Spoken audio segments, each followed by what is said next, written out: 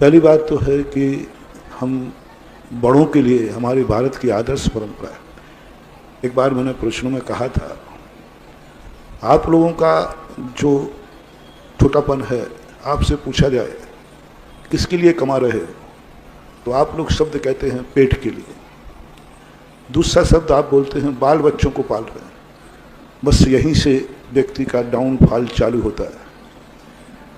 जब जब तुम अपना कमाई छोटों के लिए करोगे, तब तक तुम्हारी रिद्धियाँ, सिद्धियाँ, शक्तियाँ खत्म होती जाती हैं। जब जब तुम्हारे मन में ये भाव आया कि मैं अपने पेट के लिए कमा रहा हूँ, समझ लेना कि आप 1 लाख रुपया कमाने वाले थे, शाम को 10,000 रुपया कमा के लौटोगे।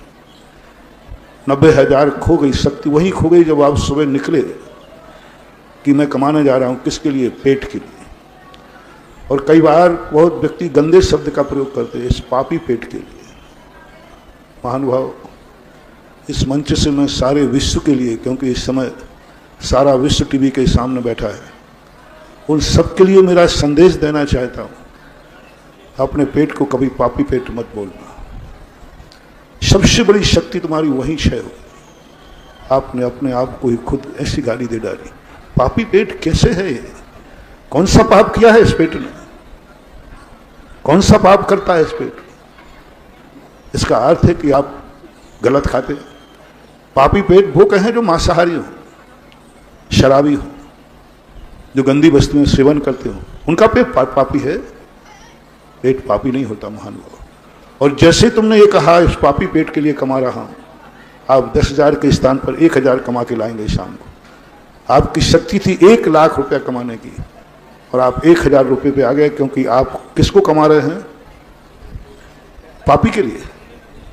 आपने खुद कहा पापी पेट के लिए कमा रहा। तो पापी के लिए जो कमाएगा, आप खुद, मैं आपसे पूछता हूं, शेयर करना। आपने खुद कह दिया मैं किसको कमा रहा हूं? पापी के लिए। और पापी के लिए जो कमाएगा उसको कभी सिद्धि नहीं होगी, उसका पुण्य दिन प्रतिदिन डाउनफॉल होता जाएगा, दरिद्र होता जाएगा, क्योंकि उसने जितनी कमाई कर रहा पापी पेट के लिए। महानुभाव, पहला शब्द तो आप पेट को पापी कहना बंद करें। कभी पापी नहीं बोलना। और पापी है तो उसको कमाना नहीं, पापी के लिए कमाया नहीं जाता है। आप खुद अपने थोड़ा सा मन से सोचिए, सेंस कीजिए, पापी के लिए कमाना कितना बड़ा पाप है। इसलिए या तो पापी पेट है तो इसको कमाना नहीं, और कमाना है तो इस पेट को कभी पापी कहना नहीं। दूसरी बात, जो अच्छे लोग हैं, जो कभी पापी नहीं कहते अपने पेट को, जो अच्छे लोग होते हैं वो कभी नहीं बोलते, लेकिन वो ये बोलते हैं पेट के लिए कमा रहा हूं, तो आपकी 1 लाख से शक्ति 10,000 पे आ गई। दूसरा शब्द आपका होता है बाल बच्चों के लिए कमा रहे हैं। आप कभी ना कभी कोई जिंदगी में आपको नौकरी जरूर करना पड़ेगी, आप दास जरूर बनेंगे, आपको 2 रोटी के लिए किसी की नौकरी जरूर करना पड़ेगी, क्योंकि आप बच्चों के लिए कमा रहे हैं। बड़ा जब छोटे के लिए कमाता है, उस घर की शक्तियां खत्म हो जाती, उसके हाथ की सिद्धियां खत्म हो जाती। और 99% लोग यही बोलते हैं बाल बच्चे पाल रहा हूं, बाल बच्चों के लिए। 99% सभी लोग बोलते हैं। महानुभाव, आज प्रश्न आया है, मैं संदेश देना चाहता हूं, ऐसी गलती ना करें। कमाएं आप, उसी को देखना। 1 लाख की कमाने की ताकत है, शाम को शायद 2 लाख कमा के लौटोगे। थोड़ा सा भाषा बदल दो। घर में तुम्हारे कोई पूज्य है? माँ होगी। घर में कोई पूज्य है? पिताश्री होंगे, दादा दादी होंगे। बस आप एक शब्द बोलना चाहिए कि मैं जो कुछ कमा रहा हूँ पूज्य के लिए कमा रहा हूँ, मेरे मम्मी पापा। और पूज्य के लिए कमाने से पुण्य बढ़ता है। सब आएगा वहीं पेट में आएगा, बच्चों के पास आएगा, चिंता मत करना। पर तुम्हारे लिए किसके लिए कमाना? पूज्य के लिए कमाओ, पुण्यात्मा के लिए कमाओ, पवित्र आत्मा के लिए कमाओ, जिनके हमारे ऊपर अनंत उपकार हैं, उनके लिए कमाओ। मैं माँ बाप के लिए कमा रहा हूँ, दादा दादी के लिए कमा रहा हूँ। आपका हर कमाई पुण्य बन जाएगी। आज 1 रुपया कमाया, कल 2 कमाओगे, बढ़ते जाओगे, क्योंकि आपकी कमाई पूज्य पुरुषों के लिए, पुण्य पुरुषों के लिए। पूज्य पुरुष, तुम्हारे माँ बाप इतने निकृष्ट नहीं हैं कि वे तुम्हारी कमाई खा जाए तुम्हें भूखा बैठना। तुम उनके लिए कमाओ तो सही, वो मात्र 1 दाना उठा देंगे, बाकी सब तुम्हें और तुम्हारे बच्चों को दे देंगे। पर तुम्हें उनके लिए कमाना है। अभी मैं बता रहा हूं, वो एक दाना उठाएंगे, बेटा क्या कर रहा है, इतना मैं कैसे खाऊंगा, मैं तो बूढ़ा हो गया। नहीं, मैंने तो आपके लिए कमाया है, आपके लिए बनाया है। वो कहें लो मैंने उठा लिया एक दाना, खाओ आप, प्रसाद बन गया, क्योंकि तुमने कमाया पूज्य पुरुषों के लिए। दूसरी बात, आपने देखा सभी दर्शनों के भगवान, चाहे वैष्णव दर्शन हो चाहे जैन दर्शन हो, भगवान जितने भी भगवान हैं सब कायदा से भगवान का भोग कौन लगाता है? भक्त। भक्त को भगवान खिलाता है या भगवान भक्तों को खिलाता है?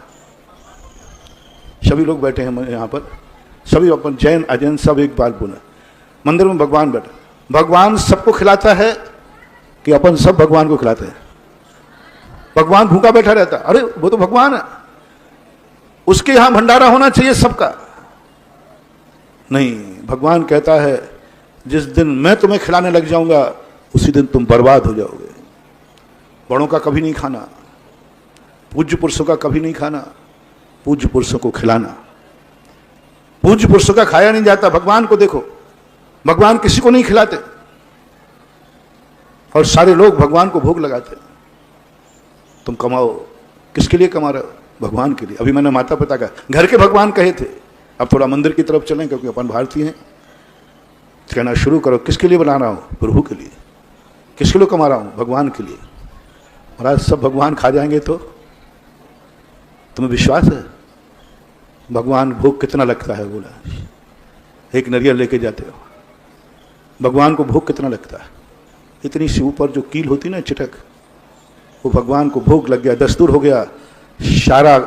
उनका उतना सा भोग लगने पर तुम्हारा जो कुछ था वो प्रसाद बन गया। लौटकर कौन खाता है? भगवान तो एक बहाना है। भगवान तेरे लिए लाए, किसके लिए नरियल ले जा रहे हो?